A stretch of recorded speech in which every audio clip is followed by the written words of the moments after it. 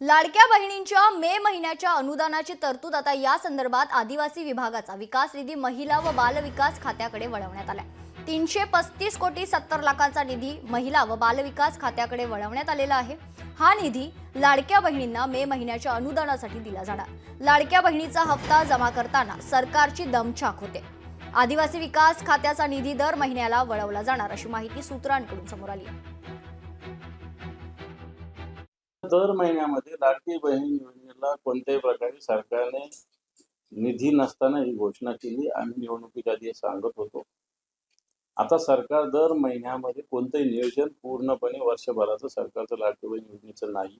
राज्य सरकार सध्याच्या घडीला लूट करते, राज्याची लूट अशा पद्धतीनं चालू असताना असे प्रकार सातत्यानं होत आहेत।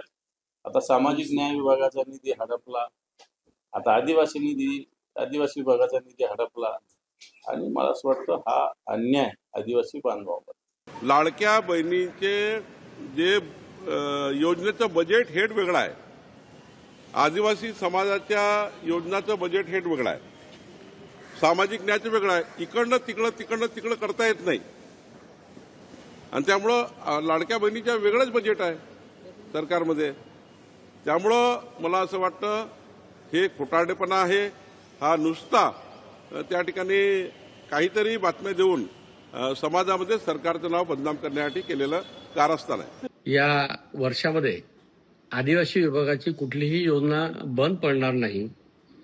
आदिवासी विभागाअंतर्गत कुठलाही जो प्रकल्प हाती घेतला त्या प्रकल्पाला निधी कमी पडणार नाही।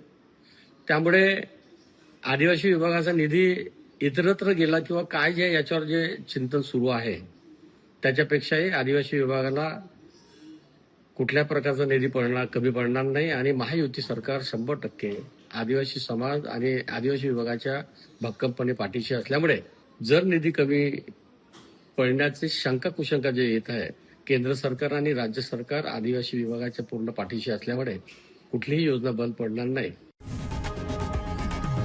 लोकशाही मराठी ऐका, पहा, जागरूक रहा।